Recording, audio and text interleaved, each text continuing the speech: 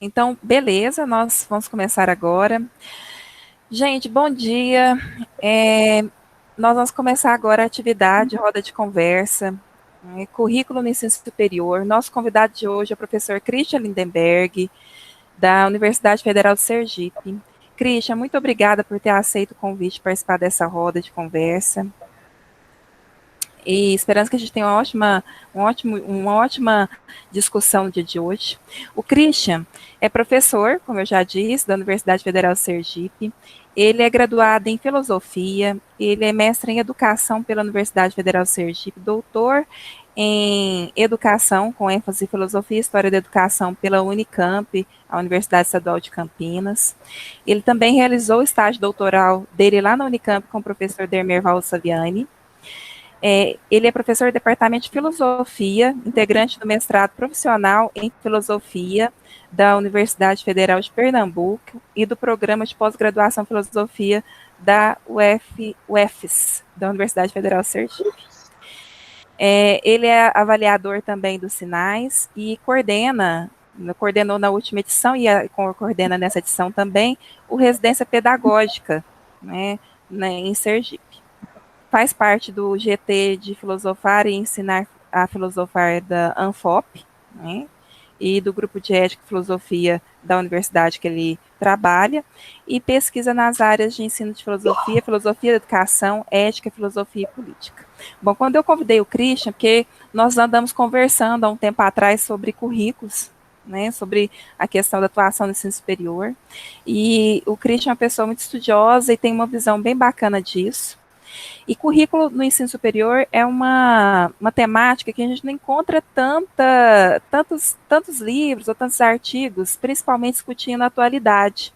A gente encontra muita coisa para educação básica e quando a gente pega no ensino superior, não tem tanto material assim para a gente poder discutir. Então, essa coisa que a gente tenha colocado também.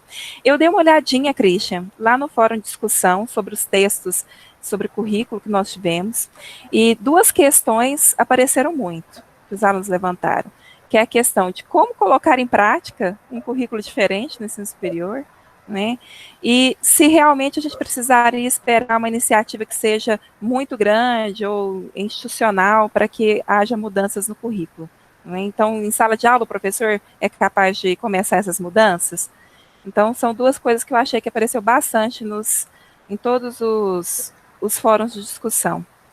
Então, vamos lá, agora a palavra é com você. Muito obrigada novamente, e seja bem-vindo.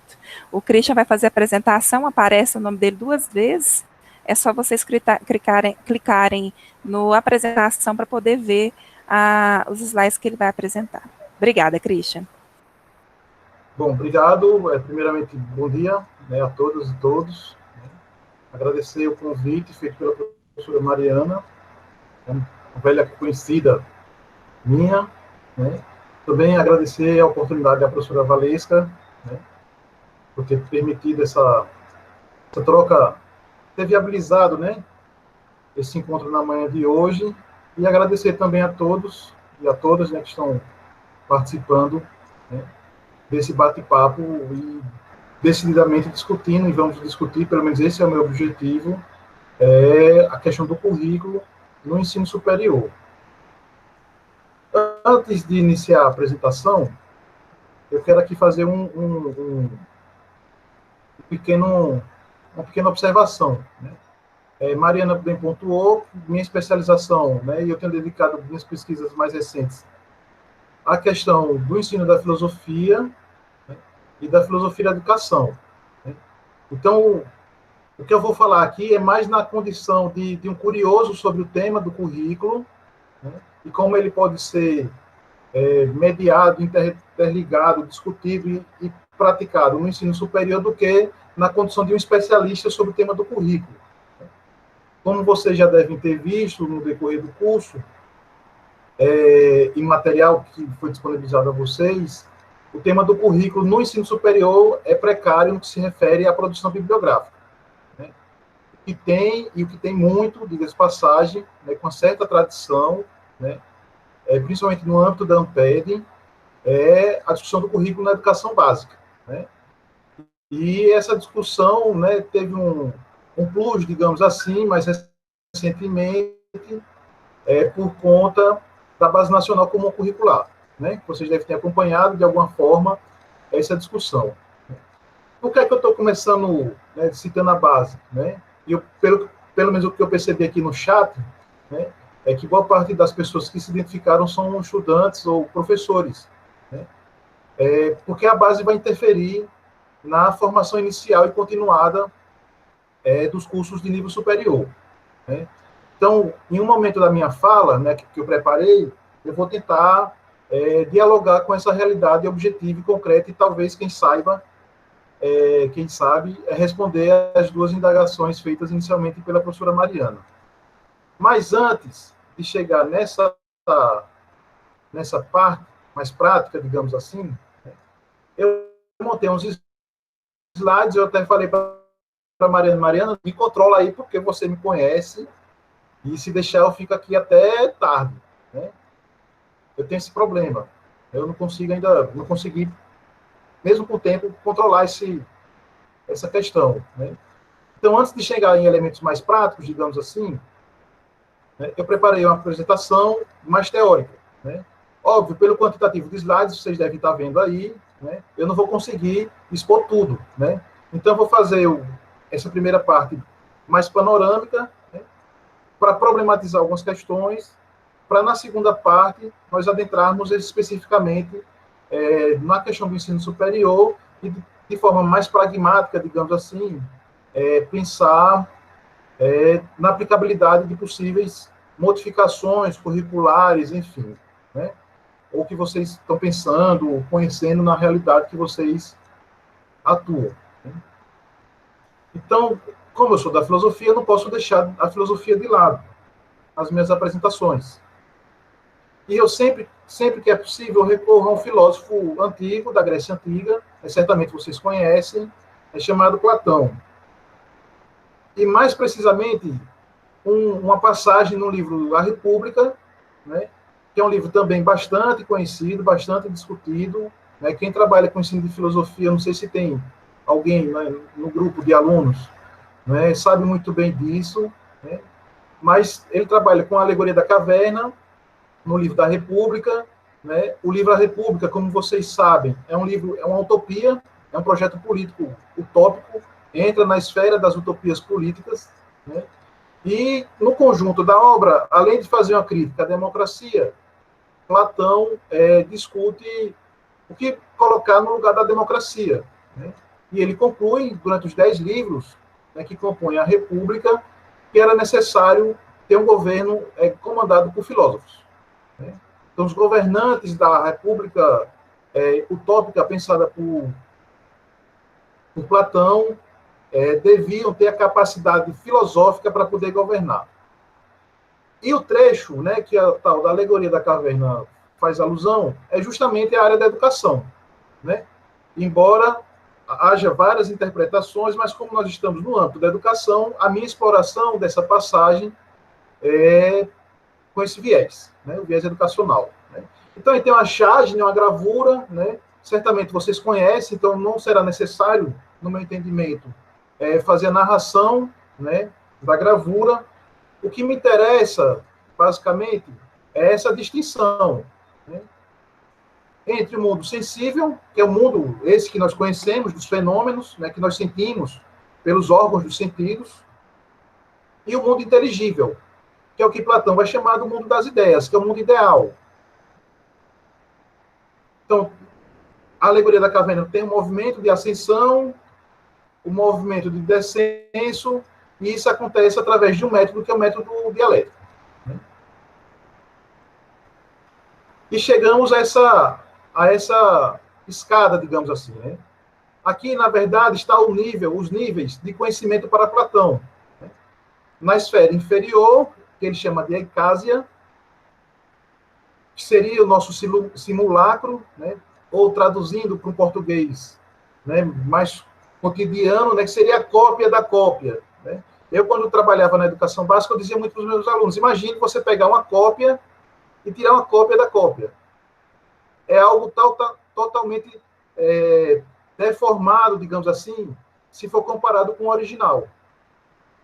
O segundo nível é o nível da doxa, né, que é geralmente traduzido por opinião, né, mas tanto o simulacro como a doxa ainda estão no âmbito do senso comum, né, do mundo sensível, ainda não é o conhecimento científico. O terceiro nível, de anoia, que geralmente é traduzido por abstrato, né, o conhecimento abstrato, que é o primeiro passo, né, para tirar os indivíduos do mundo sensível e conduzi-lo ao mundo inteligível, segundo Platão. E o quarto e último nível é o nível da episteme, que aqui geralmente é traduzido como conhecimento, né? E o conhecimento em Platão é uma ideia, né? Então, quando se fala em bem, né, você está falando da ideia de bem. Né? Então, quando você realiza o bem no mundo fenomênico, no mundo prático, você está se espelhando nessa ideia de bem para poder realizar. Então, o percurso, né, para a obtenção do conhecimento em Platão, como vocês estão vendo aí nessa imagem, é conhecimento gradativo. Né? Você sai da escala inferior, digamos assim, na coluna do conhecimento, até o nível elevado, né? Nível máximo, que é episteme. Então, aqui, o mesmo gráfico, né, que aparece, esse gráfico aparece na República, no finalzinho do livro 6, né? Em vez de estar no movimento de escada, eu botei numa reta, né, como consta no livro. Mas é o mesmo raciocínio, né? Aqui, traduzido em equação matemática, né? Platão, como vocês sabem, era um admirador da matemática. Há, inclusive, quem afirma que ele foi um estudioso em Pitágoras, né? Por isso, na escola de Platão, tem a famosa frase: aqui só entra se não for geômetra, só entra os geômetras. E já eu vou falar da matemática em Platão, para vocês entenderem a importância. Então, o mundo sensível, o mundo inteligível, né, conforme aparece na figura anterior. Aqui um reforço. Pronto, e aqui vem já o primeiro movimento educativo, concreto, né, que é a definição de Platão para o que seria educação. Então, educação, e eu cito, né, como aparece aí no slide, a educação seria, por conseguinte, a arte desse desejo, a maneira mais fácil e mais eficaz de fazer dar volta a esse órgão. Não a de o fazer obter a visão, pois já a tem. Mas, uma vez que ele não está na posição correta e não olha para onde vê, dar-lhe os meios para isso. Eu não sei se a simples leitura fica nítida para vocês, mas o que Platão quer dizer é o seguinte: que a educação, né, deve aproveitar as potencialidades, né, dos indivíduos, no caso das crianças, dos adolescentes, dos jovens, né, até porque eles já têm uma habilidade natural, que é a capacidade de raciocinar, de pensar, né, entendimento, e direcionar esse entendimento para aquilo que deve ser o alvo. Como o projeto educativo de Platão está relacionado a um projeto político de nação, no caso da República de Atenas, né, o objetivo final, né, é constituir o bem, materializar a ideia de bem. Né? Para isso, como eu já disse há pouco, né, o governante deve instituir leis, né, para que a comunidade, a sociedade ateniense possa se desenvolver plenamente. Por isso, né, que o filósofo deve ser o governante. Por quê? Porque ele é o mais sábio.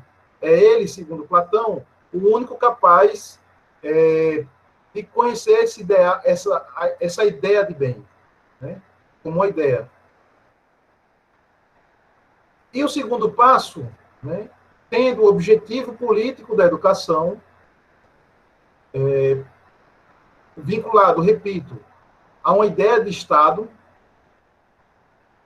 embora em Platão seja utópico, é como isso se organiza do ponto de vista educacional. Né? Como a educação vai formar esse governante filósofo. Repito, né, capaz de conhecer a ideia de bem quando realiza, quando processa ou quando passa por todas as etapas do conhecimento, de acordo com como foi visto, né, por a gente lá naquela gradação das escadas. Vocês lembram bem, né? Então, até os 7 anos, Platão recomenda que as crianças brinquem, né? Até para saber as aptidões naturais que elas possuem, né? Se ela gosta de correr, então a tendência é ela ser atleta. Se ela gosta de briga, a tendência é que ela seja a guardiã da polis, né? Se gosta de ler, enfim, né? Christian, pode te Oi, interromper só um pouquinho? Tem como pode. você clicar e colocar em modo de apresentação para ampliar um pouquinho a tela principal de leitura para os alunos? Espera aí, viu? Sim. Eu apresento aqui no Meet, né? Lá no Ou é no seu. Meet que faz isso, né? Não, é Para a apresentação, já vi. isso. É lá no próprio PowerPoint. Onde tem para a apresentação. Isso. Deixa eu ver aqui. É Espera aí que eu assim? estou conferindo. Porque para mim Pronto. sumiu. Apresenta de novo. Apresentar agora. Tá. Apresentar a tela cheia. Aqui tem as Isso, aí opções. você tem que pedir para apresentar agora. É porque a sua apresentação saiu do Meet. Agora você tem que ir lá no Meet e pedir para apresentar. Espera aí. Mas vocês enxergaram o que eu estava apresentando antes? A gente estava assistindo e vendo, só que a tela está pequena. Aí se você clicar embaixo naquela telinha de computador, parece um monitor, ela vai ampliar um pouquinho.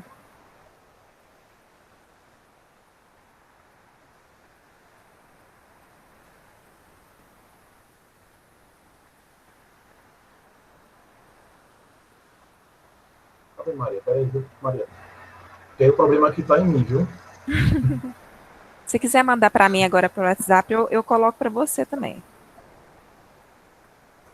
Ah, tá. Não, já sei o que foi. Eu tinha tirado. Você tem que reiniciar lá no Meet a E agora? apresentação. Não.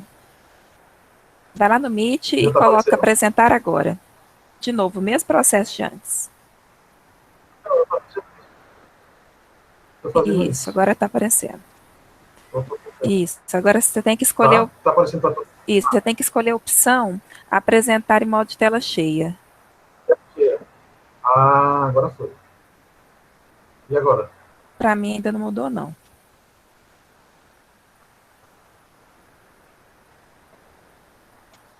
Clicando lá embaixo naquele quadradinho que parece um monitorzinho.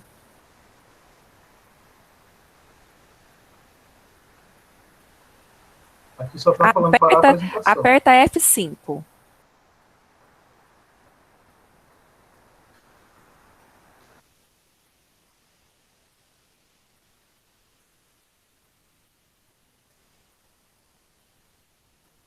Agora eu acho que até o Christian saiu.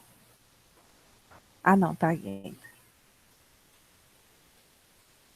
Christian, seu microfone está desligado. Liga para mim, por favor. Embaixo. Eu estou dizendo, eu acho que o F5 não funcionou muito, não. Não.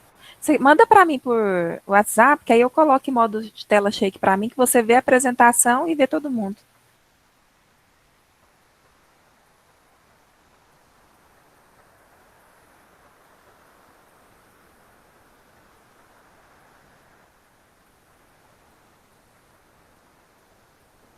Estou mandando para você, só um minuto. Tá.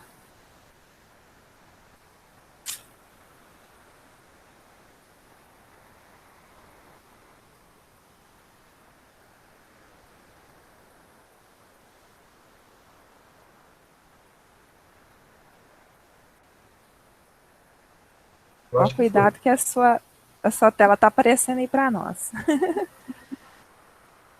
Não, eu sei. Chegou aí? Ainda não. Carregando certamente. Ah, tá carregando, né? Pronto, acho que foi. Beleza, já estou abrindo aqui e vou colocar.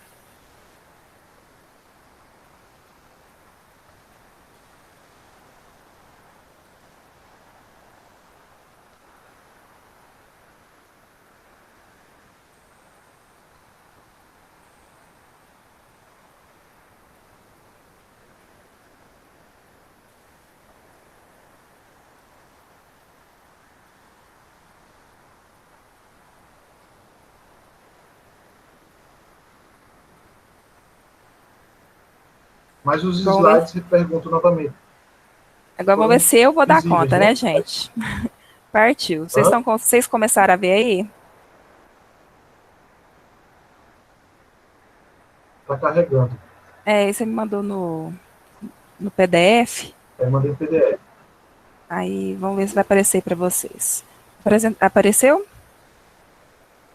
Tá aparecendo, para mim tá. Beleza. Para mim tá até melhor. Então nós Eu estou na parte paramos aqui. da faixa etária. Próximo. Isso. Esse aí eu já comentei. Eu Tá. estou no Então é próximo. só. Pronto. Então, teorias do Então, currículo. É só volta, você me falar volta. que eu passo para frente. Pronto. Tá todo mundo tranquilo, né? Tá enxergando? Estão dando prosseguimento, né? Ô, Mariana, só uma pergunta. Se eu ficar Sim, olhando aqui pelo meu PowerPoint, você vai conseguir ver ou eu tenho que avisar? Tem que avisar, né? Para você passando, né? tem que me avisar. Você fala próximo, aí eu já passo. Ah, beleza. Então, porque para mim, eu vendo no meu PowerPoint aqui é melhor.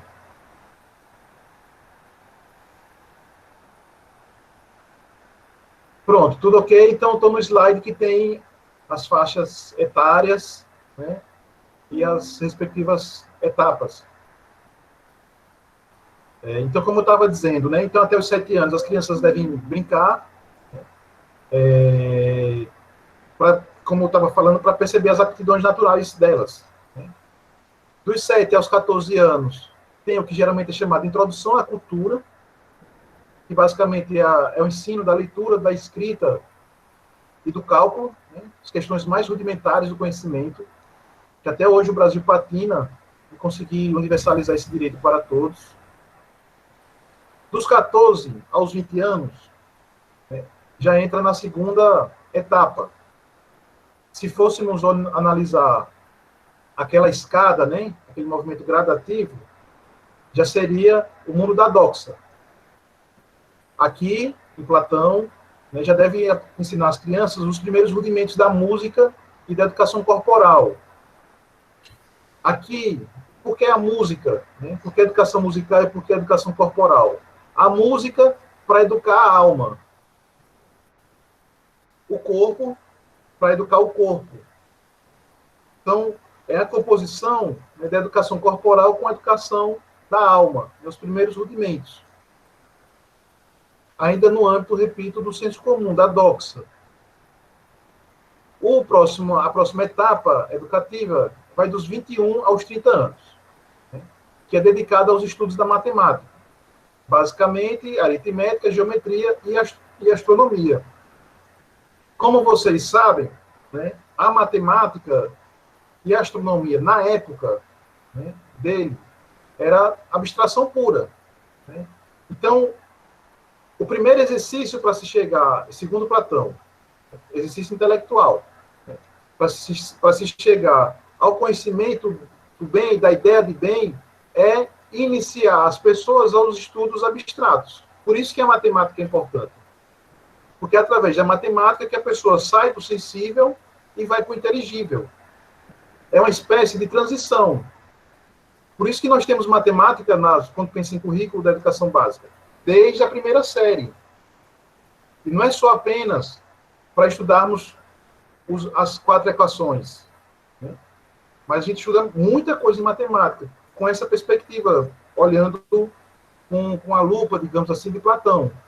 De iniciar, de introduzir, de preparar os alunos para a abstração, para fazer exercícios abstratos, que é, e aí entra a quarta e última etapa do currículo, digamos assim, platônico, que é a antessala para abstração pura, que são os estudos filosóficos. Porque, como eu disse no início da exposição, o projeto educativo de Platão está relacionado a um projeto político, que é a polis, que é de formar os governantes. E esse projeto político tem um viés ético. Qual é o viés ético? Estabelecer o bem comum, né, através das leis, das políticas públicas. Então, por isso que o governante tem que ser o mais sábio. Como eu disse, né? O governante é o filósofo. Então, A utopia política de Platão estabelece na figura do filósofo a tarefa de governar pensando no bem comum, através das ações, da virtude. Por isso que o estudo filosófico, segundo ele, é o último. Porque só a filosofia que permite aos indivíduos, repito, conhecer a ideia de bem, de felicidade, de virtude, de justiça, que são os conceitos elementares que aparecem em toda a obra da República. Terminada essa parte do estudo, né, tem a parte da prática, que é a educação política, que aí é quando o indivíduo exerce as funções públicas, né, governando a polis. Né. E, por fim, quando ele completa 50 anos, depois de completa 50 anos, tem a aposentadoria, e que essa pessoa, né, já idosa, vai ser reverenciada pela polis, e, em alguns casos, essas pessoas se tornam os professores das crianças. Né? Ou seja, né, o professor que é formado na perspectiva platônica, além de ter um conhecimento teórico, ele tem um conhecimento prático por ter sido gestor, por ter sido político na polis ateniense. Né? Então, vocês observam que todo esse movimento gradativo, né, tem relação, né, de uma etapa com a outra, né, mas o objetivo final é a instituição de um cidadão, de um sujeito, de um indivíduo que vai intervir quando adulto na cidade, né, vai atuar, vai exercer a sua cidadania na polis. Né. Então, esse é o elemento central que pode ser extraído quando se pensa em um currículo, né, quando utilizamos Platão como referencial. Né. E eu, para finalizar essa primeira etapa, Mariana e demais colegas, né, eu sempre recorro a Platão porque eu penso que os dilemas da educação hoje, né, claro, no contexto do século XXI, né, estão muito vinculados a essa perspectiva platônica de pensar a educação, né, esse movimento de ascensão, né, do senso comum ao conhecimento erudito. Né. Você pega, por exemplo, as etapas educacionais, você tem educação infantil, fundamental menor, fundamental maior, ensino médio, ensino superior, pós-graduação. Né? E à medida que vai tendo a elevação das etapas, o nível vai subindo as etapas educacionais, a vinculação entre a formação cidadã e a formação para o mercado de trabalho, a formação profissional, vai aumentando. Né? Então, quando você olha a universidade brasileira, seja ela pública ou particular, de forma geral, né, nós entramos nela, né, e nós que trabalhamos nela, trabalhamos com perspectiva não só de formar um cidadão, né, para exercer, repito, a sua cidadania na polis, mas também para o mercado de trabalho. Né? Então, essa relação de teoria e prática, né, que fica no projeto educativo de Platão, né, e com repercussão, isso a gente vai ver com mais detalhes adiante, na constituição dos currículos. Né? Então, eu termino aqui a primeira parte. Né? Tranquilo até aqui? Bom, vamos... Próximo slide, Mariana, por favor. Eu separei para o início dessa segunda parte, e eu vou pulá-la praticamente quase toda. Né? Porque é muita coisa, certo? E a gente precisa ir para a parte... Talvez seja a demanda maior de vocês na manhã de hoje. Mas eu quero pontuar algumas ideias, né, que geralmente aparecem nos textos, entre os pesquisadores, das teorias do currículo. Antes de entrar nessa ideia, vamos também fazer outro registro. Né?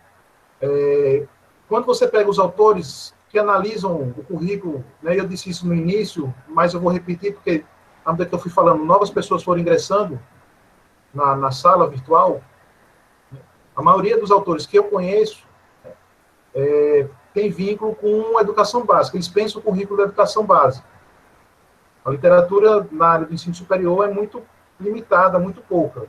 Né? Então, como se fala em teoria, a gente precisa entender isso. Né? O lugar de quem está falando e qual o objetivo de quem está falando. Né? E a segunda precaução, né, que eu exponho para vocês, é que na teoria do currículo você tem pessoas das mais diversas áreas do conhecimento, né? Então, você tem os historiadores, você tem os sociólogos, né? A sociologia da educação, a sociologia, né, que estuda a parte do currículo, que é bastante forte, bastante atuante, né? Você tem a perspectiva histórica, né, que eu já mencionei, a sociológica, e uma que eu vou chamar histórico-filosófica, né? Um viés mais filosófico. Então, as 4 correntes que eu separei, enfim, eu vou ter que pulá-las, infelizmente, por conta do tempo, mas elas contemplam esse leque de opção, né? Mas eu vou citá-las pelo menos. Então, feitas essas observações iniciais da teoria do currículo, vamos a elas. Próximo slide, Mariana, por favor. Ô Mariana, Sim, só para eu poder aqui, quando eu pedir para você passar para os próximos slides, você pode me avisar, por favor, porque como eu estou vendo em outra tela, aí eu não sei o movimento que você está realizando. Pode ser? tá. Eu estou na tela. Currículo tem sua origem etimológica. Não, é no anterior. Então, eu agora voltei para o anterior. Por teoria, entende-se. Isso. Pronto. Então, a primeira constituição, né, de pensar uma teoria do currículo é essa. Por teoria, entende-se como uma representação, uma imagem, um reflexo, um signo de uma realidade que a precede. É bom entender direito as filigramas, digamos assim, dessa afirmação, que é uma afirmação feita não por mim, mas por Tomás Tadeu da Silva, né, porque a teoria não é a prática. Geralmente a teoria, ela reflete ou representa ou é a imagem de uma prática. E que prática é essa? É a prática que foi constituída ao longo dos tempos. Então, quando a gente pensa em currículo, o primeiro passo é pensar o seguinte: epa, vamos montar aqui um projeto pedagógico de curso, né, para filosofia. O que é que se tem sistematizado de filosofia? Né, foi feito ao longo dos anos, dos séculos, milênios, enfim. Né? Tem estética, lógica, epistemologia, filosofia política. Opa, então, nosso currículo de filosofia, quando foi tornar público através do projeto pedagógico do curso, deve conter essas linhas gerais, digamos. Né? Então, o currículo, né, como teoria, tem essa função. Né? Por isso que ele utiliza o termo representação, imagem, reflexo, né? Um signo de uma realidade que a precede, ou seja, que foi sistematizado no decorrer do tempo. Próximo slide, por favor, que é o currículo, né? Pronto? Pronto. A segunda identificação que precisa ter claro é o que é currículo. Então, currículo tem sua origem etimológica na palavra latina curriculum, que significa pista de corrida. David Hamilton, que é um historiador da cultura, né, da Escola dos Análises, define currículo como a forma como distintos elementos de um curso educativo são tratados como um todo unitário. Então, essa ideia de conjunto. Né? Muitas vezes a gente fala, porque o currículo é fragmentado entre teoria e prática.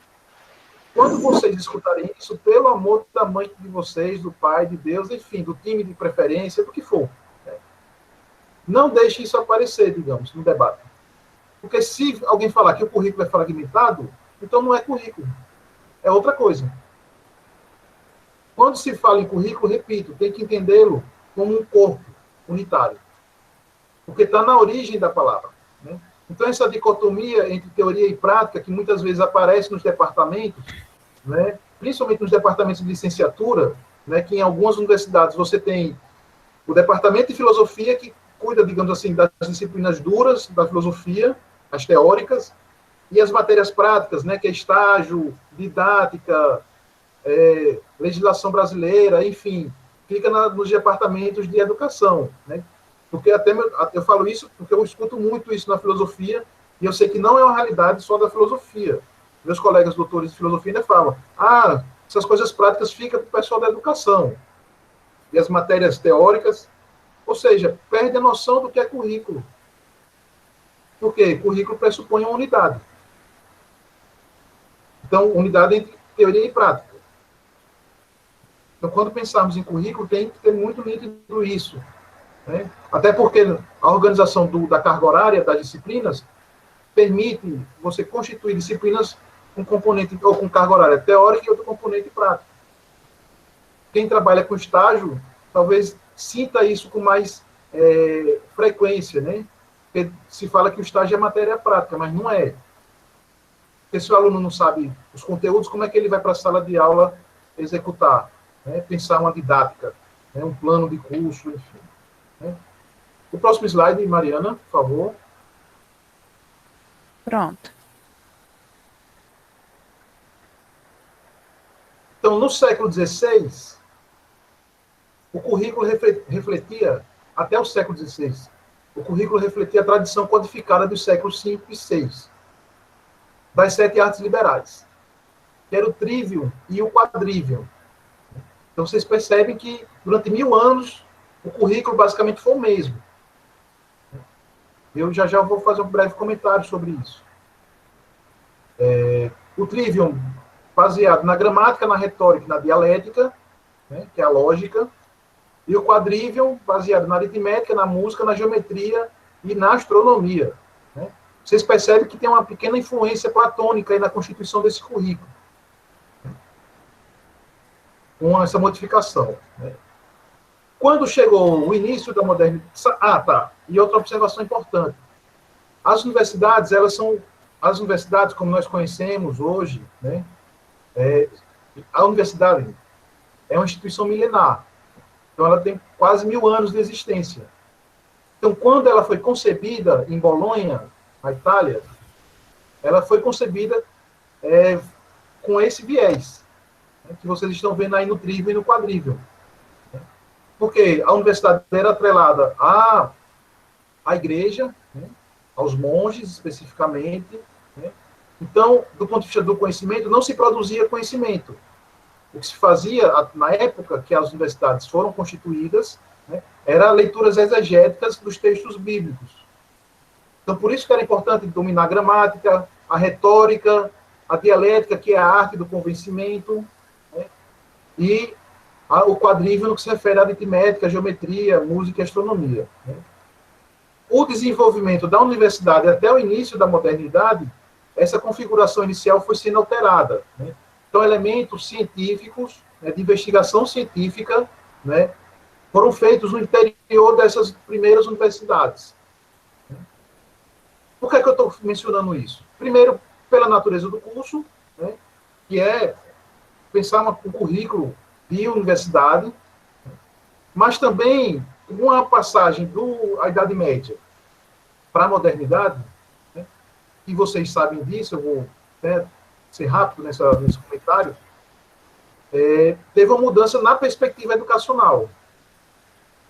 O que se percebia nesse período, século XVI, XVII, é que a educação que era fornecida tanto na universidade como nas escolas, em vez de ter uma aplicabilidade para o mundo prático, ela formava pessoas pedantes, eruditas. E essa questão da erudição sem nenhum vínculo com o mundo real. Então, além do aspecto, né, crítico que aparece nesse período, quando se fala em currículo do século XVI para os nossos dias, né, século XXI, né, o componente da utilidade começou a ganhar força na composição dos currículos. Então, por exemplo, se você estudava matemática, único e simplesmente para saber o cálculo infinitesimal, né, a geometria, a trigonometria, só para saber, ou até para fazer um exercício de abstração. Né. Com essa mudança que aconteceu no início da modernidade, e repito, foi se desenvolvendo com o passar do tempo, você estudava matemática para ter uma utilidade prática. Por exemplo, descobrir, né, calcular e matematizar os fenômenos físicos, os fenômenos da natureza. Né? Então, você utilizava a matemática, né, para, por exemplo, calcular a velocidade de um móvel. Ou seja, tem uma utilidade. Com a Revolução Industrial, esse caráter utilitário da educação dado à educação, que começou, repito, no início da modernidade, foi acelerado, se tornou mais acelerado. Então, se você pega autores que falaram da universidade no século XVIII, até meados do XIX, ainda tinha um pouco de resquício dessa formação erudita. Mas com a Revolução Industrial, a universidade entrou no contexto de formar profissionais para o mundo do trabalho. De formar engenheiros, de formar médicos, de formar, sei lá, entendeu? Advogados, formar pessoas aptas, especialistas, nas mais diversas áreas de atuação, do conhecimento. Até porque, com a Revolução Científica, que aconteceu, repito, no início da modernidade, aumentou não só o grau de conhecimento da humanidade, mas também esse grau de conhecimento foi sendo cada vez mais especializado. Vou dar um exemplo objetivo no campo da medicina. A medicina, até o século XVI, meados do século XVII, era altamente especulativa.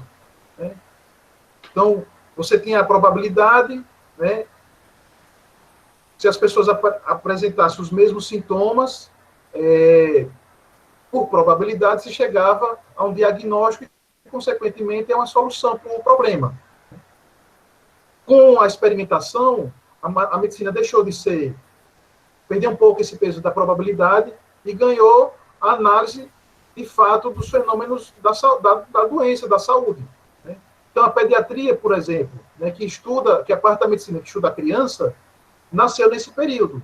E aí, por exemplo, percebeu-se que a criança não era um adulto em miniatura, como era costume na época. E isso, repito, foi cada vez mais sendo acelerado por conta do progresso da ciência e o incremento da tecnologia. Hoje você tem médico especialista em dedo. Então, você vê como nesses 5 séculos, a ciência propiciou a especialização cada vez mais profunda, mais radical nas pessoas. E, consequentemente, as universidades tiveram que se adaptar a essas modificações. Então, você faz medicina, você tem lá o médico generalista, mas você passa uma parte no hospital universitário e, principalmente, na residência médica, se especializando. A leitura da pós-graduação no Brasil é a mesma perspectiva. Você forma um profissional de filosofia, de história, de pedagogia, e faz pós-graduação para se especializar. Então, a dinâmica da organização dos currículos, dos projetos pedagógicos, e a função da universidade na formação de recursos humanos, para o exercício do mundo do trabalho e para o exercício da cidadania, fez com que, aliado ao progresso da ciência, progresso científico, fez com que cada vez mais nós nos especializássemos nas mais diversas áreas do conhecimento. Próximo slide, Mariana, só para pontuar, eu vou pular essa parte toda, peço desculpas para vocês por isso, mas só para citar as 4 orientações teóricas, digamos assim, que eu pesquisei e organizei para poder expor a vocês.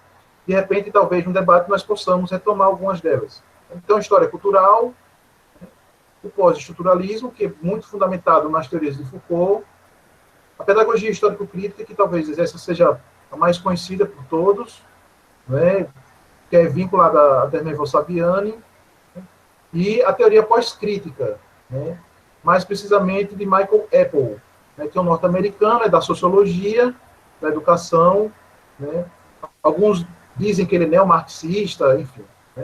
Então, cada uma dessas orientações tem leituras distintas da constituição do currículo, e da função do currículo dentro do ambiente escolar. E também fazendo a extensão ao ambiente universitário, entendendo as 4 como teorias, nos moldes como nós deciframos, digamos assim, recentemente. O que há em comum entre elas 4 é que todas percebem que o currículo é formado, é condicionado aos contextos históricos, ao contexto histórico e ao contexto social de cada realidade. Então, o currículo de hoje, do século XXI, não deve ser igual ao currículo dos anos 90, por exemplo. É por isso que sempre há mudanças na legislação curricular. Por quê? Porque as coisas mudam. Eu falei no início da exposição da BNCC, que é um documento vinculado à educação básica mas vai ter impactos na formação inicial e continuada dos professores. Ou seja, vai ter impacto nos cursos de licenciatura da universidade e de pós-graduação, seja acadêmico ou profissional.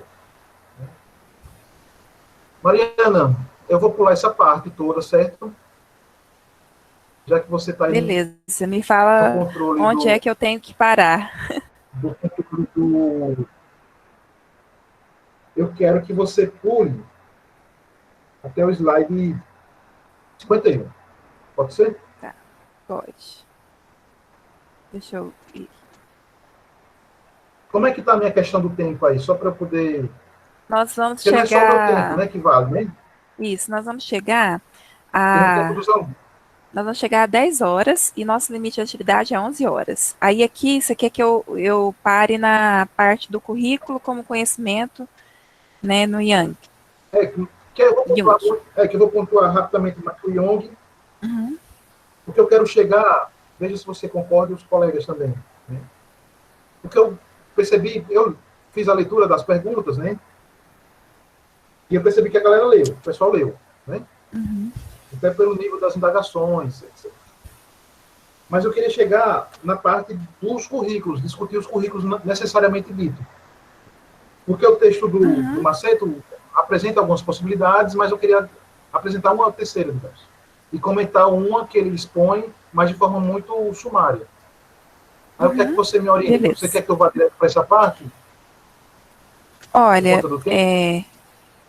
eu Eu já acho falei que 50 essa última parte é muito interessante. Se você quiser só comentar vamos dizer assim, o geral, né, daquela ideia do Yang, que a gente já tinha até conversado, e ah, ir para outra parte também é legal, certo. entendeu?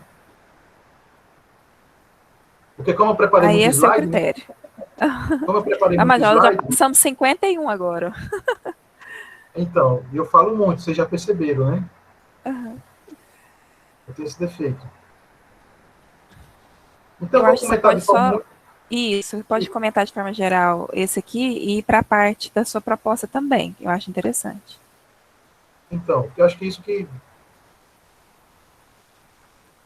Então, eu vou... Essa questão do Michael Young, eu vou primeiro reproduzir uma pergunta que ele faz e depois fazer um pequeno comentário, com base no que ele mesmo discorre sobre o tema. A pergunta está no slide 52. Ele faz a seguinte pergunta: o que todos os alunos deveriam saber ao deixar a escola? Essa pergunta vale também para a gente que trabalha no ensino superior. O que todos os alunos deveriam saber ao deixar a universidade? Ou ao deixar uma pós-graduação? Eu já falei de Platão, já falei um pouco do currículo do ensino médio, a ideia de utilidade. Né? Hoje, no âmbito da legislação brasileira, a educação, né, requer, né, além de garantir o direito, mas que todos sejam preparados, né, para o exercício da cidadania e para o mundo do trabalho. Né? Então, tem esse preceito constitucional que já nos baliza na decisão, né, do perfil do aluno que deve ser, né, constituído através do currículo. Né? Lembrando que o currículo é uma linha a ser percorrida, diferentemente da didática, que a didática tem relação com como, né, você vai constituir um determinado conhecimento ou aprendizagem. Né? Inclusive, quando se fala em didática, vai estar muito relacionado à ideia de currículo, né? Porque o currículo é algo, está lá, está dado. Está lá no PPC do curso, né? O professor tem, dentro da sua autonomia, pode ou não selecionar um determinado conteúdo, né, do currículo, das emendas, das disciplinas, né? Vai escolher uma didática para poder desenvolver o processo de ensino e aprendizagem. Que acho que esse é o principal objetivo, digamos assim, ou um dos principais objetivos quando se pensa em educação, né? Que é aquele ambiente da sala de aula, né? Para depois ser aferido pelas avaliações. Mas, independentemente desse percurso técnico, digamos assim, pedagógico, tem um objetivo político que deve ser pensado. E acho que é essa a provocação que Yang está querendo fazer. Que todos os alunos deveriam saber ao deixar a escola. É o velho dilema lá do nosso amigo Platão. Nós vamos educar para quê? Com qual objetivo? Por isso, eu até brinco com os meus colegas, né? Por isso que o nome é projeto. Hoje tem sido utilizada a nomenclatura projeto pedagógico do curso, mas durante um bom tempo foi projeto, em alguns locais ainda mantém essa nomenclatura, por isso que é projeto político-pedagógico. É a função ética, política. Né? E política aqui, né, fazer uma ressalva, né, já que estamos num ambiente de bastante polarização política no país, não é a política partidária. Né? É a política com P maiúsculo, é a política pensada por Aristóteles, é da polis, onde todos os indivíduos, né, naturalmente tendem a exercer a sua política, serem animais políticos, né, e quando pensa em polis é o aglomerado, né, o conjunto de pessoas em determinado espaço. Então, é política nesse sentido. Então, essa é a pergunta, a provocação, enfim, né, para a gente debater, aprofundar. Né. E a segunda noção, deixa eu só aqui selecionar o melhor slide, viu, Mariana? Para você me ajudar aí. Vou ter que...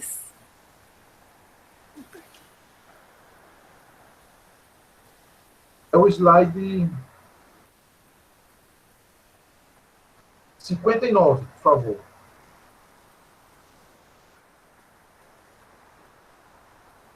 Beleza.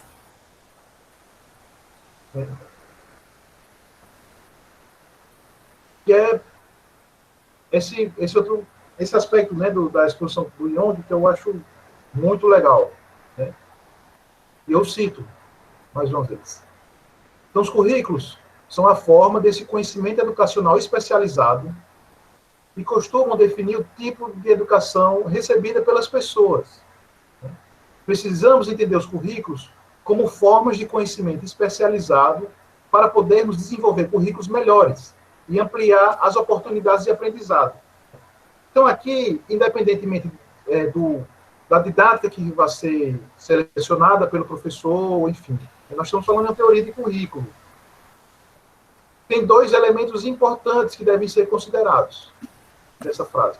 Primeiro, quando ele fala em conhecimento educacional especializado. Quando você está na etapa, independentemente da etapa, no processo educativo, né, infantil, fundamental, médio, superior e pós-graduação, à medida que você vai progredindo, digamos assim, nessas etapas, né, vai avançando com o tempo, com conhecimento, etc., o grau de conhecimento vai se tornando cada vez mais especializado. O que significa isso? Significa, segundo o paradigma pedagógico platônico, que não é o conhecimento do senso comum. E é bom a gente destacar essa relação, né, porque hoje se fala muito em pseudociência, em ciência, verdade, em pós-verdade, né, e as degenerações que esse debate tem trazido, né, para a sociedade, né, como as fake news. Né. Então, assim, a universidade, no caso nosso, né, que nós estamos aqui trabalhando uma especialização, né, no currículo, pensando na universidade, não, deixa lá. Né. Pronto. É pensando no currículo para a universidade, é que você tem que ter um grau de cientificidade e cada vez mais especializado desse, que é dado pela especialização, né, da determinada área. Né. Então, por exemplo, eu não posso ensinar o mito da caverna para o meu aluno na graduação da mesma forma que eu ensino para o meu aluno no ensino médio ou no ensino fundamental, embora o fragmento seja o mesmo, mas o grau de especialização é de acordo, atende às demandas do nível, da etapa educacional que o aluno está. Né? Então, por exemplo, eu sempre digo isso para os meus alunos, né? Quando eu trabalho com estágio, eu falei, olha, a tarefa de vocês é tirar o aluno da sala de conforto, da cadeira de conforto. Porque se ele for para a escola, isso se aplica à universidade, para aprender o que ele já sabe, não fez nenhum movimento de ascensão cultural e conhecimento. Ele já sabe. E isso é importante frisar, Porque há uma discussão, né? Paulo Freire debate muito isso, o próprio Saviani debate um pouco isso, que é o conhecimento popular, que é o que a pessoa traz consigo, né? Alguns chamam de conhecimento popular, né? E Saviani vai aparecer prática social, né? Que é o primeiro momento, né? Metodológico da pedagogia histórico-crítica, né? O pessoal da história crítico-cultural, ou da história cultural, né? Vai compreender a existência dessa possibilidade dos conhecimentos prévios, enfim, o currículo, de forma geral, pressupõe isso. Né? Mas, nessa relação, né, que é uma relação, no meu modo de entender, dialética, precisa, né, fazer com que o jovem estudante realize um movimento de ascensão cultural. Né? Então, acho que isso é importante a gente deixar registrado. E a segunda observação dessa passagem é que esse movimento, né, que é ofertado pelos currículos, com a tarefa fundamental dos professores na sala de aula, a partir das disciplinas que compõem o currículo, é fazer com que os alunos saiam no final do semestre, ou no final do ano letivo, ou do módulo, do ciclo, enfim, né, melhores do que eles entraram. Melhores em que sentido? No sentido do conhecimento. Então, se um aluno entra sabendo que 1 mais 2 é igual a 3, e no final do semestre ele só saiba que 1 mais 2 é igual a 3, e ele não perceba que 2 mais 1, estou dando um exemplo assim, bem chulo para tentar identificar isso, né? E ele não identifica que 2 mais 1 também vai dar 3, não teve esse movimento. Então, assim, eu dei um exemplo bem simples, que foi o primeiro assim, que apareceu na minha mente, mas o que eu quero dizer é o seguinte, que as pessoas precisam sair alteradas após a conclusão de um módulo, né, de um semestre, de uma disciplina. Alterada no sentido do conhecimento, no sentido do conhecimento. Elas não podem sair iguais como entraram, do mesmo jeito que entraram. Isso refere ao conhecimento. Elas vão ser outras pessoas, podem estar mais gordas, magras, calvas, enfim. É nesse sentido de mudança que eu estou falando. Mas no sentido do conhecimento. Por isso que tem as avaliações, né? Tem todo o acompanhamento, no caso das universidades, os projetos pedagógicos dos cursos, né? Orientam os professores a dedicar um tempo de acompanhamento dos alunos, de recebê-los em sala, ou enfim, para poder tirar dúvidas. E agora, com essa possibilidade do mundo virtual cada vez mais próxima, né, dos professores das universidades, isso tende a aumentar. Né? Então, essas duas passagens, esses dois comentários nessa passagem, né, do Yang. E vamos para os finalmente, Mariana e amigos.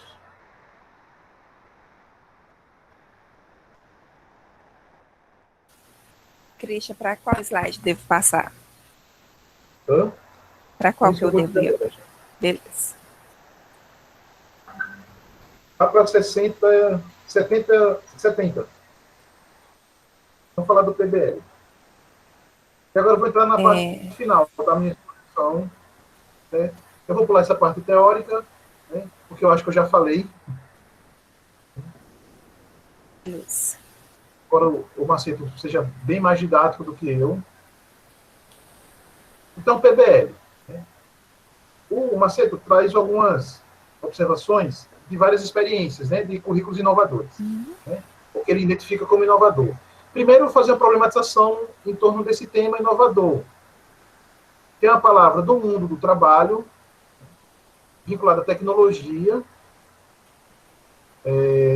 mas que tem tido alguns impactos, digamos assim, negativos na área educacional. Né? Porque tudo tem que ser inovador. Por que é que tudo tem que ser inovador mesmo?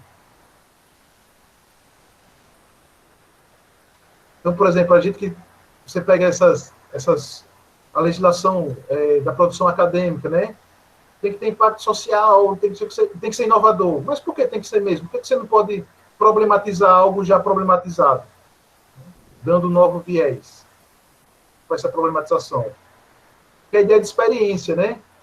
Então, às vezes, a ideia da inovação deleta a ideia de experiência. E a experiência é importante, né? Para que nós possamos amadurecer e discutir um determinado tema. Né? Então, nós não temos a necessidade de estar fazendo, em nome da inovação, alterações curriculares todos os anos, como está acontecendo agora no caso das licenciaturas, né? Nós tivemos a resolução em 2015 do Conselho Nacional de Educação, já teve uma de 2018, e agora o Conselho Nacional de Educação está discutindo uma nova Base Nacional de Formação para os Docentes, especificamente para os cursos de pedagogia. Ou seja, no espaço de 6 anos, 5, 6 anos, nós podemos ter 3 alterações na política de formação de professores do país. Então, a gente pode ter certeza que quem tem definido essas modificações fala na palavra currículo inovador. Por quê? Até porque aparece muito nas discussões de currículo da educação básica, principalmente por conta da BNCC. Práticas inovadoras, currículo inovador, ensino médio inovador. Então, feita essa ressalva, eu vou destacar 3 metodologias, todas elas baseadas em 3 projetos, propostas curriculares, todas elas fundamentadas em metodologias ativas.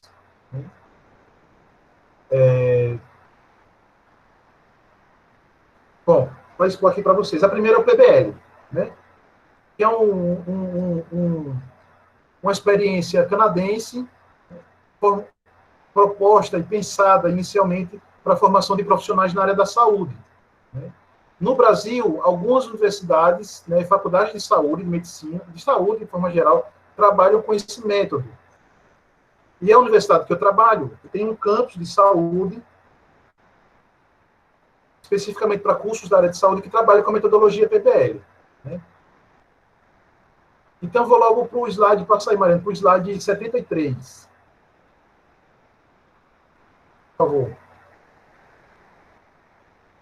Pronto, isso aqui é o projeto pedagógico do curso de farmácia, né? Mas tem medicina, enfermagem, fisioterapia, terapia ocupacional, né? Mas para vocês visualizarem como é que funciona isso na prática. E, de repente, pensarmos se é possível termos algo similar nas licenciaturas, por exemplo. Então, a estrutura curricular do curso de graduação em farmácia está organizada nos seguintes ciclos. São 3. O primeiro ciclo, que é o ciclo comum, representa o conjunto de subunidades que envolve conhecimentos essenciais à formação básica nas áreas de atuação profissional para todos os cursos de saúde do campus, contribuindo assim com a formação multifacetada dos profissionais da saúde, constituindo-se em um dos diferenciais do curso, né? Então, por exemplo, no PBL, pelo menos a experiência aqui da Universidade Federal de Sergipe, é que são salas com poucos alunos, geralmente com 10 alunos, e você tem ingressantes, calouros, de todos os cursos da área de saúde, de todos os bacharelados, né?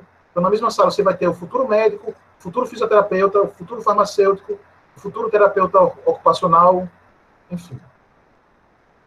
Isso nesse ciclo comum. Próximo slide, Mariana, por favor. O segundo ciclo, que é o ciclo específico, né, representa o conjunto de subunidades que envolvem eixos transdisciplinares e profissionalizantes, visando conduzir níveis de maior profundidade e complexidade, desenvolvimento das habilidades e conhecimentos inerentes às diversas áreas de atuação do farmacêutico. Eu repito, eu tirei isso do projeto pedagógico do curso de farmácia, mas serve para os outros cursos, né, que participam utilizam essa organização curricular, né. Aqui é o específico, né, da profissão. O próximo slide, por favor. E o terceiro ciclo é o chamado ciclo complementar, que corresponde ao conjunto de subunidades que constitui o currículo complementar. Inclui disciplinas optativas, bem como atividades complementares, ambas de caráter obrigatório, né? Então, são cursos, atividades de extensão, né, pesquisa de iniciação científica, palestras, enfim, né? Essas atividades que geralmente tem em todas as licenciaturas, em todos os cursos de graduação, né, que geralmente é chamada de atividades complementares. Então, vocês perceberam a organização do currículo, né, dos ciclos. E a ideia de ciclo é bom ter isso ciente, porque... Próximo slide, por favor, Mariana. 76. Porque, diferentemente, como muitos estão acostumados, né, os ciclos no modelo PBL são anuais. E não como acontece geralmente, repito, nas licenciaturas ou nos cursos de bacharelado por semestre letivo. Né? Eu tenho quantidade de disciplinas no semestre ímpar, outra quantitativa no semestre par. Não. O ciclo é anual. Então, por exemplo, se você reprova em o componente que compõe um ciclo, você vai ter que reprovar todo ano. Então, exige isso dos alunos. Né? Tem essa peculiaridade. Então, os cursos de farmácia, né, o curso de farmácia terá matrícula em unidades curriculares anuais de natureza obrigatória, denominadas de blocos ciclos. Né? Eles correspondem aos anos de curso. Serão compostos por módulos tutoriais, habilidades farmacêuticas e práticas de ensino farmacêutico que correspondem aos componentes curriculares de caráter obrigatório. Então, é a forma mais da organização. Né? O próximo, por favor. Próximo slide. Explicando ainda essa organização curricular. Né? Então, os módulos tutoriais serão compostos por sessões tutoriais e palestras, aprendizagem autodirigida e práticas de módulo. Então, assim, para finalizar a ideia do PBL, né, que repito, é uma organização, né, muito peculiar da área da saúde, mas que talvez sirva-nos quando pensarmos currículos, né, na área da licenciatura, né, depende muito do desenvolvimento e da disciplina, digamos assim, do aluno. Porque como é baseado em problemas, né, então, por exemplo, no encontro, né, com o professor tutor, né, de um determinado módulo, ele lança um determinado problema e os alunos vão, né, conjuntamente, individualmente, equacionar aquele problema. Né? Então, por isso que é utilizado, valoriza a pedagogia, a metodologia, métodos ativos. Né? Então, o aluno, na prática, essa última observação, né, destaca, né, a aprendizagem autodirigida. Né, o aluno vai muito, né, por conta própria e traz a discussão, traz os resultados do que foi investigado, pesquisado, enfim, né, os encontros periódicos com o tutor, né, com o professor, né, que é responsável, né, pelo determinado módulo, enfim. Né. Então, a dinâmica funciona muito dessa forma. Né. E os problemas não são problemas abstratos, né, são problemas do cotidiano, no caso específico, da área da saúde. Então, os alunos são bem ativos por conta dessa metodologia, né, que é exercida por conta da concepção do currículo, né, que orienta, né, a constituição do projeto pedagógico do curso. O próximo slide, por favor, Mariana, que é os cursos cooperativos da Escola Politécnica da USP, a famosa Poli da USP. Não tem essa experiência aqui na Universidade Federal de Sergipe, talvez não tenha aí na Federal do Triângulo Mineiro, no Catalão, enfim, na Federal de Uberlândia. O que eu fiquei com a impressão, pelo que eu consultei, é algo muito específico para a formação de engenheiros lá da Poli, né? Que é uma faculdade tradicional que existe na USP. Né? Então, como o Macedo fala, né, esses cursos são realizados em parcerias com empresas e duram 5 anos, durante os quais o aluno cumpre um total de módulos, né, 2/3 ou 3/5 na universidade e 2/3 na própria empresa. Né, que são os estágios. Próximo módulo, ou próximo slide. Os módulos são intercalados, né, teoria e prática, mas concebendo a teoria e prática como um elemento unitário do currículo. Mas como cada vez mais o estágio, por exemplo, nas licenciaturas, e a prática, né, o contato com a sala de aula, tem sido mais requerido na constituição dos currículos das licenciaturas, né, talvez seja uma possibilidade de pensarmos algo parecido para as licenciaturas, por exemplo. Né? E você tem a carga horária do estágio, né, mas também hoje você tem programas como o PIBIL e o Residência Pedagógica, né, que promovem e provocam a ida dos alunos no seu período de formação inicial para a escola.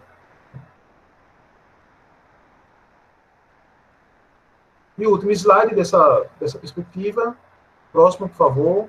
A relação entre o professor e o aluno permite uma troca muito maior de ideias, conhecimentos e experiências entre ambos. Porque a estrutura de módulos acadêmicos intercalados com módulos de estágio cria uma dinâmica diferente de aprendizagem na medida que os alunos adquirem conhecimento acadêmico e prático de forma concomitante. Né? Então, é algo peculiar, digamos assim, né, para uma universidade, para um curso específico, que são os cursos de engenharia, né, ofertados pela USP. Mas vocês percebem que a preocupação, né, é estar sempre fazendo um confronto, digamos assim, entre os conteúdos denominados teóricos e a parte prática da formação inicial. Um pouco do que foi pensado para o estágio, mas infelizmente parece que não tem acontecido isso, mesmo com a ampliação da carga horária destinada aos estágios. E a terceira e última, eu já estou finalizando, Mariana, por favor, o próximo slide.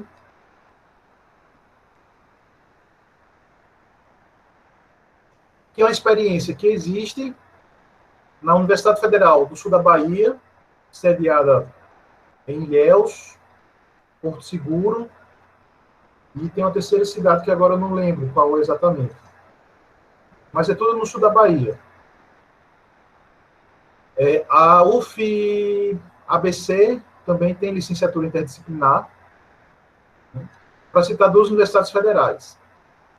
Mas tem uma série de faculdades e universidades particulares, né, e agora impulsionada pela BNCC, né, que tem organizado seus currículos dessa forma, que é a chamada licenciatura interdisciplinar com área básica de ingresso, convencionalmente chamado, né, de ABI. Eu não sei se vocês já ouviram falar, conhecem. Né? Então, vou explicar rapidamente. Próximo slide, Mariana, por favor.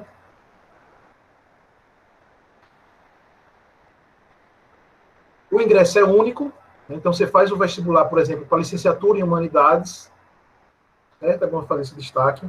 Diferentemente do PBL, né? PBL você faz o ingresso para farmácia, vestibular para medicina, como é convencionalmente constituído, né? Pela maioria das universidades. Nesse modelo interdisciplinar, ABI, você faz o ingresso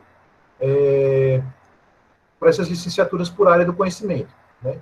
Então, humanidades, sociais, exatas, ciências da natureza. No primeiro ciclo, são ofertados cursos interdisciplinares, né? Já já vocês vão ver isso, eu peguei o arranjo curricular da licenciatura em Humanidades da Federal do Sudoeste, do sul da Bahia, né? Então, quando eu apresentar a imagem, eu comento. E o segundo ciclo é de formação, onde o estudante que ingressar poderá prosseguir com seus estudos para obtenção de uma graduação profissional. Então, em linhas gerais, né, você entra na licenciatura interdisciplinar, faz disciplinas, né, realiza disciplinas que são comuns às mais diversas licenciaturas, né, especificamente aquelas da determinada área. Então, vamos falar de humanas, mas pode ser de exatas, de ciências da natureza, enfim. Né. Quando chega na metade do curso, né, através de um critério interno da universidade, você opta pela especialização. Né. Então, pegar a área de humanas, mais uma vez, né, tendo a BNCC como referência. Né. Você tem a BNCC do ensino médio. Você tem sociologia, história, geografia e filosofia. Então, você faria o primeiro ciclo com essa questão interdisciplinar, né, e no segundo ciclo, você escolheria uma dessas habilitações. E você vai se especializar em uma delas. Né. Então, vocês observam que é um retardamento da especialização. Algo que não acontece, por exemplo, hoje no ensino superior e agora com a extensão para o ensino médio, através dos itinerários formativos. Próximo slide. Okay. Não sei se esse está bom, a visualização. Mariana, por favor, me oriente. Alô?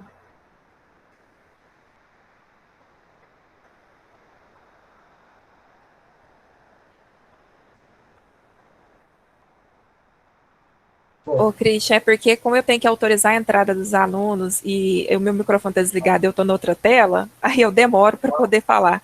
Mas eu vou pôr em Full HD, porque aí já dá para melhorar um pouquinho. Eu estou tirando do Full HD porque eu preciso autorizar a entrada na sala. Não, porque essa imagem, ela aparece duas vezes, talvez uma seja melhor do que a outra. Então, vou apresentar essa de forma rápida e vou me concentrar mais na próxima. Que a próxima está melhor para visualizar.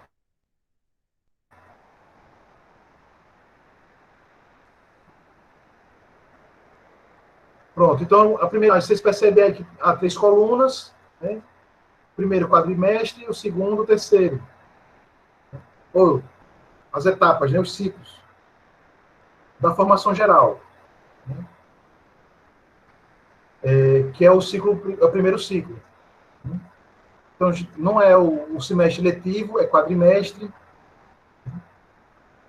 E você tem os eixos estruturantes, né, para cada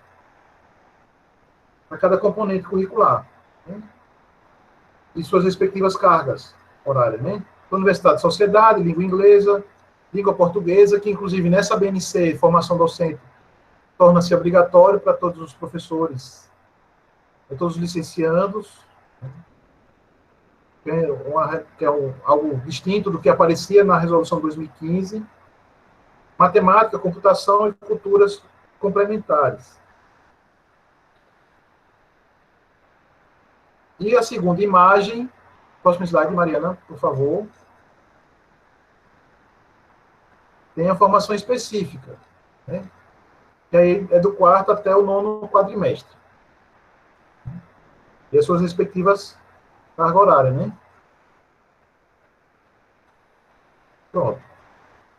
Então, essa é basicamente a organização curricular dessa licenciatura interdisciplinar ofertada pela Universidade Federal do Sul da Bahia. Como eu disse, a UFABC, né, tem bacharelados interdisciplinares e também tem licenciaturas interdisciplinares. Inclusive, os relatos que eu tenho de amigos que trabalham lá, né, é como a questão do estágio agora deve ser iniciada, como o estágio deve ser iniciado agora no primeiro semestre, no caso das licenciaturas, então talvez isso crie obstáculos para a manutenção do atual arranjo deles. Né? Eles estão discutindo lá para ver como é que faz. Né? Mas, de qualquer modo, é uma alternativa existente, né? Me parece, e aí eu estou finalizando, né, que tem uma relação muito intrínseca com a BNCC, né? Então, como o currículo do ensino superior, no caso das licenciaturas, devem ser pautados pela BNCC, né, eu tendo a crer, caso não haja nenhuma grande alteração, né, que esse modelo pode ganhar muita simpatia nas universidades e na constituição dos futuros currículos das licenciaturas. Mas, como eu disse há pouco, né, também esse modelo pode ser adotado nos cursos, nos bacharelados. Né?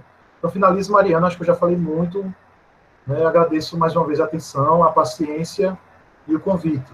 Né, e vamos aí, de repente, né, a partir dos interesses dos alunos, trocar algumas ideias para que nós possamos, enfim, né, dialogar um pouco. Né? E eu acho que eu consegui responder as suas duas perguntas, inicialmente.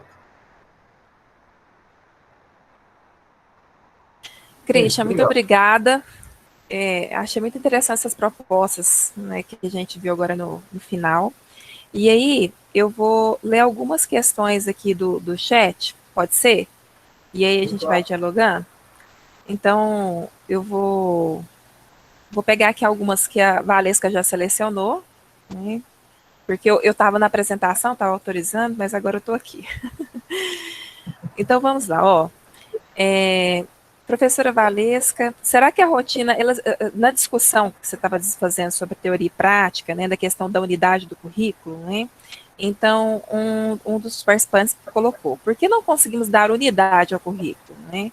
A Valesca que coloca, teoria e prática continuam sendo tratadas de modo separado em todos os níveis de ensino, inclusive no ensino superior. E aí o Marcel vai dialogar com ela, né? Será que a rotina acadêmica, com as suas obrigações de produção, não leva a uma conduta educacional teórica por parte dos docentes, até mesmo na hora de se conceber um currículo? E Adriele, porque, professor, nesse sentido do distanciamento entre teoria e prática, o que o senhor pode nos dizer sobre residência pedagógica? Será que a proposta do programa não cai no pragmatismo? E o Anderson, é dito que a universidade é um espaço de aprendizagem e produção de conhecimento.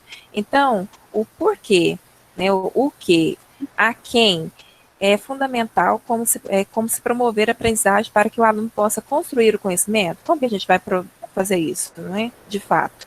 Isso deveria ser o que...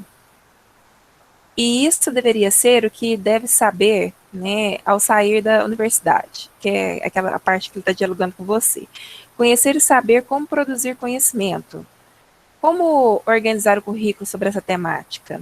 Eu acho que sempre quando a gente vai falar de currículo, Christian, na verdade, educação, né, também é a minha questão, é como colocar em prática. Porque eu, particularmente, fico sempre pensando no currículo que a gente consegue mudar, sim, o currículo da disciplina da gente, fazer uma disciplina diferente, mas como fazer isso no hall do conjunto, né, de um curso inteiro ou de uma universidade inteira, sem ter disposição dos colegas, né? Então, eu acho que você poderia comentar um pouquinho essa questão, de novo, da unidade da prática e do residência, para quem é da licenciatura. Vou começar... Ô, Mariana, só uma curiosidade. Sim. Né, também não sei. O pessoal que está inscrito aqui na especialização, todos são egressos de universidade pública? Ou tem gente que também é egresso de universidade particular? Não, tem gente de universidade particular, tem professores de universidade particulares, professores de universidade pública, Pronto, é um então grupo vamos lá. bem misto. Pronto, só para eu saber o tom, digamos assim, do que eu vou falar agora. Né? Uhum. Quando se fala teoria e prática, eu acho que a gente precisa entender as duas realidades do ensino superior brasileiro. Né? A realidade do ensino particular, né, privado, e a realidade do ensino público. Porque me parece que o perfil das duas instituições, ou dos dois modelos de financiamento do ensino superior, né, são distintos. E essa distinção impacta na sua organização curricular. Então, vou pegar o caso da licenciatura, né, que é o que eu conheço, né, estudo, enfim. Né. As licenciaturas nas universidades públicas, federais, estaduais, né, elas muitas vezes dialogam de forma exagerada com os bacharelados. O que é que isso implica no mundo prático? Né? Você ter um professor que sabe mais técnicas de pesquisa científica do que organizar um plano de aula.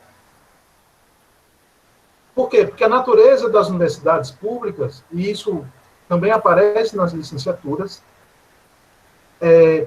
fortalece muito mais o aspecto da pesquisa do que o aspecto, no caso das licenciaturas, do ensino. E isso reflete nas licenciaturas. Eu vou dar um exemplo muito objetivo do meu departamento. Meu departamento tem 20 professores, é um curso que só oferta licenciatura, 15 professores têm bacharelado em filosofia e 5 têm licenciatura em filosofia. Nós aumentamos a nota na pós-graduação, a nota da CAPES, e no ENAD nós diminuímos. Olha que paradoxo, é o mesmo corpo docente. Por quê? Porque o perfil do curso é de formar pesquisadores. Então, tipo, a universidade pública, nesse modo, ou dessa forma, no meu modo de ver, ela é muito deficitária, ela dialoga muito pouco com a educação básica. Muito pouco. E dialogar não é só chegar lá na escola, como geralmente acontece nos estágios, manda o aluno, ele fica lá 50 minutos, 1h40 do estágio e vai embora para casa. Não é esse diálogo. É dialogar mesmo.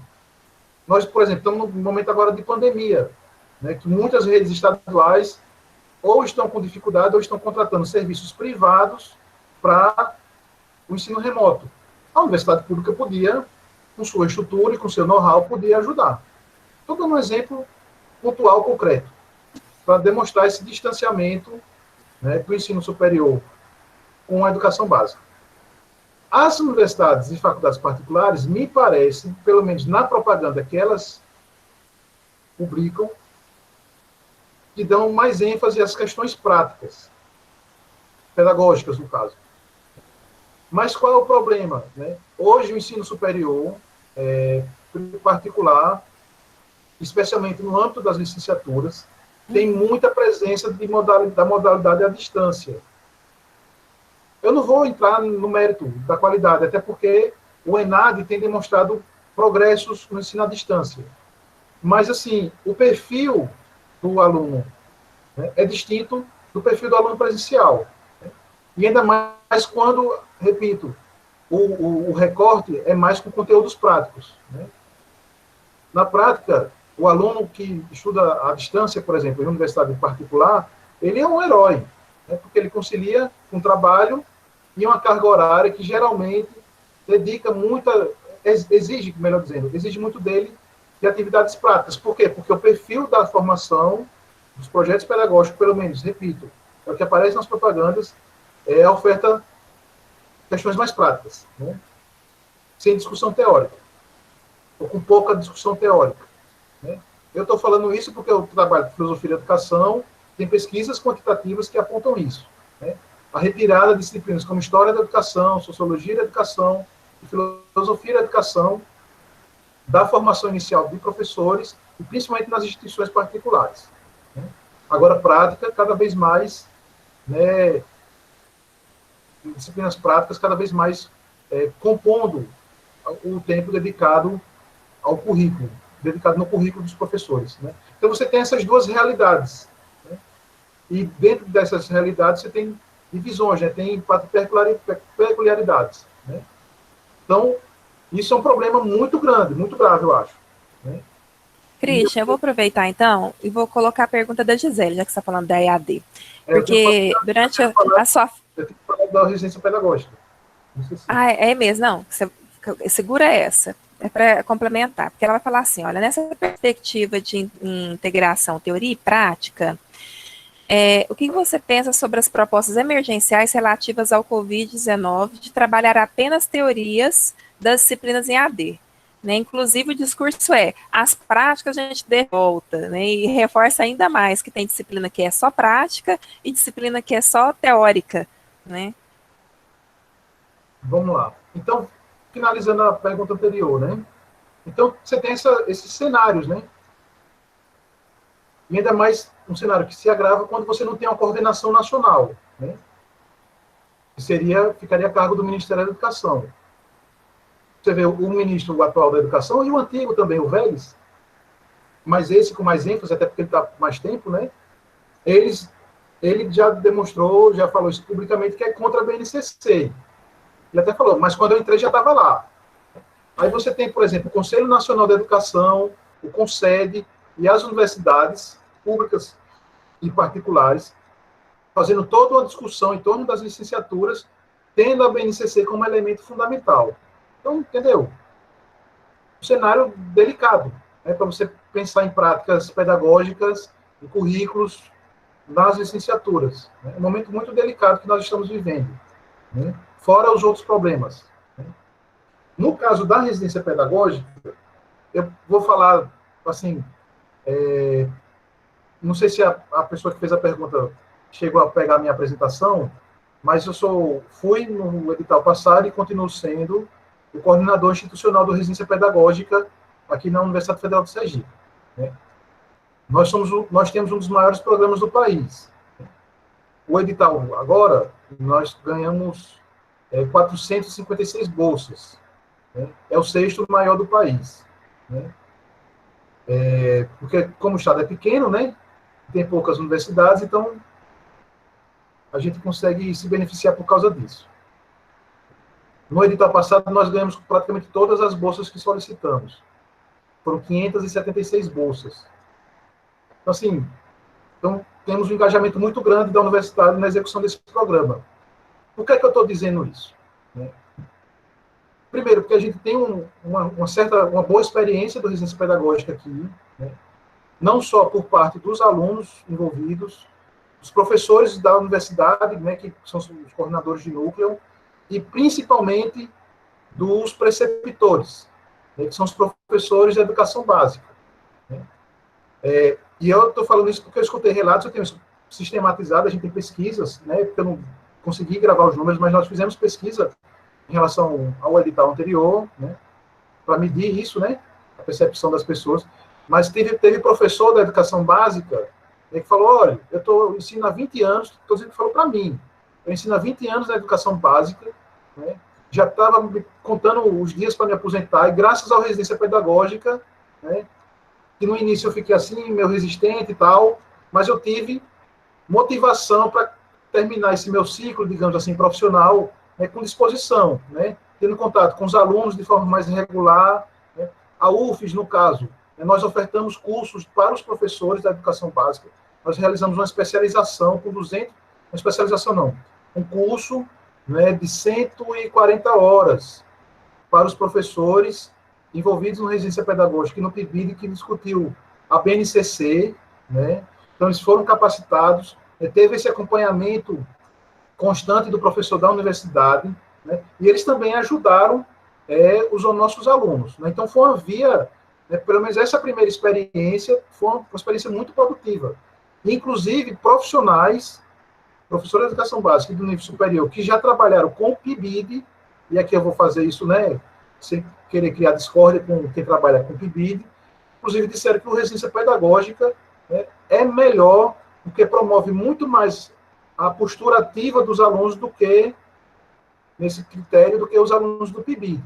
Né? Então, assim, isso tem vários relatos, eu tenho isso comprovado estatisticamente, porque eu não gravei esse número, mas, assim, que é um programa que, pelo menos nessa primeira versão, rendeu muitos frutos positivos, né, para os alunos, né, para os professores de educação básica e também para os professores responsáveis, né, que são os professores da universidade. Né? Então, assim, foi uma experiência muito positiva. O encontro final nosso aqui só faltou ter um trio elétrico, né, e o povo sair em festa, porque era todo mundo feliz, sorridente, com os trabalhos realizados, muita produção de material didático, né, e está saindo livros, tem artigos, enfim. A gente está até com problemas de administração para poder dar vazão a esse quantitativo, né, de material que foi produzido, enfim, em torno da residência pedagógica. Né? O envolvimento da Secretaria aqui de Educação do Estado foi importante, né? Por conta do residência pedagógica, a Secretaria criou um núcleo, né, que é chamado de NIWEB, que é um núcleo institucional que faz a relação entre a universidade e a Secretaria de Educação do Estado, de Sergipe, né, a relação com as prefeituras, enfim, né. Eu lembro que no início do residência pedagógica teve departamento aqui, não só aqui, mas no país inteiro, que deliberou ser contra o residência pedagógica, né? E passado essa primeira versão do programa, né, e consultando novamente esses colegas, né, que tiveram seus departamentos, a objeção por parte dos departamentos, né, eles mudaram de opinião, né, porque viram, né? Então, assim, não é o que a Anfop, por exemplo, pleiteava, né, a Anfop sempre pleiteou, historicamente, né, que tivesse uma residência pedagógica nos moldes do curso de medicina, ou seja, terminasse a licenciatura e após a conclusão da licenciatura tivesse a residência pedagógica, mas da forma como foi implantado, né, eu acho que rendeu bons frutos, né, e despertou não só os interesses dos alunos, né, mas também dos professores de educação básica. No caso nosso aqui da UFES, no primeiro edital nós tivemos 24 núcleos solicitados, e nesse agora nós tivemos 36, ou seja, tivemos ampliação de professores da universidade interessados em participar do programa, porque é muito fruto do que foi realizado no primeiro ciclo. Né? E no caso da questão do ensino remoto, Mariana, quem fez a pergunta, talvez seja a pergunta, né, talvez seja a pergunta mais feita nos últimos 3 meses, né? Eu vou ser muito sincero, eu mudei muito de opinião em relação ao ensino remoto. Né? O Conselho Nacional de Educação aprovou uma resolução, agora em abril, início de abril, no final de abril, quer dizer. Ela foi homologada agora, recentemente, pelo Ministério da Educação, então ela já tem força de lei, e ela é bastante flexível no que se refere às formas, né, de se organizar. Né? Isso, por um lado, é bom, porque dá autonomia, né, para as redes estaduais, a rede particular, estadual, municipal, e para os professores. Mas nós estamos no Brasil. Então, se por um lado dá flexibilidade, ela pode fortalecer as desigualdades regionais. Então, esse é um aspecto que acho que a gente precisa estar atento. Além disso, tem as desigualdades sociais estruturais, né, que as pesquisas todas indicam. Inclusive, os membros do Conselho Nacional de Educação admitem a existência dessa realidade. Né? Não só desigualdade social, mas também de acesso aos recursos, né, tecnológicos. Com a internet, né, e um equipamento, um aparelho, pode ser notebook, computador, celular, enfim. Né? Então, assim, as desigualdades sociais, elas já existiam antes da pandemia. Nós podemos ter um cenário agora maior ou menor de desigualdade social causada pelos respectivos sistemas educacionais. O que pode ser remediado? Eu acho que a resolução do Conselho Nacional de Educação permite isso. Os governos, né, o poder público, né, a universidade, eu acho que tem que ajudar nesse sentido, né, minorar esses impactos desiguais, essa repercussão desigual. Né? Porque, por exemplo, ensino remoto, vai contar como carga horária? Não vai. As redes vão decidir. Né? Como carga horária do ano letivo, né, os 200 dias letivos, ou no nível superior. As redes e as instituições vão decidir. Né? Mas, por exemplo, é obrigado ser à distância via internet? O Maranhão, por exemplo. Né? O Maranhão está usando a internet, onde pode chegar, o rádio, a televisão, onde pode chegar, e o rádio. Inclusive, o Brasil tem muita tradição de ensino à distância via rádio. É lá dos anos 50, 60, inclusive, muitas pessoas foram alfabetizadas através do rádio. Então, assim, você tem as ferramentas, você tem uma legislação, né? Agora cabe a decisão política. Né? Por exemplo, eu aposto com quem quiser. Eu não tenho ideia quando esse negócio vai terminar, da pandemia vai terminar. Nós vamos fazer o que com esses alunos durante esse tempo? Estou falando com a educação básica, estou falando com o ensino superior. Nós vamos fazer o que com esses alunos? Vamos deixá-los à deriva? Porque não é só o conteúdo, né? Não é só o conhecimento que está sendo colocado em questionamento, né? Se pode ou se não pode ser ensino remoto, à distância, carga horária obrigatória, etc. Uma das desigualdades sociais que o Brasil tem. E elas não deixaram de existir com a pandemia e nem foram criadas durante a pandemia. É bom deixar isso registrado. Nós não vivíamos o mundo do paraíso antes da pandemia e a pandemia esculhambou tudo. Não, nós já vivíamos um país desigual. Mas, assim, o que é que nós vamos fazer com os alunos? Vamos negar a eles o acesso ao conhecimento? Mais do que isso, as relações afetivas, né? Que a depender da idade, pode ser maior ou menor com a escola, com o professor, entendeu? Essa questão da violência mesmo, né? Já tem pesquisa relacionada à violência contra a mulher, que aumentou durante a pandemia. E contra a criança, onde todo mundo sabe que o maior índice de abuso sexual e de estupro acontece no ambiente domiciliar. E muitas crianças denunciam na escola ou na universidade. As pesquisas apontam isso.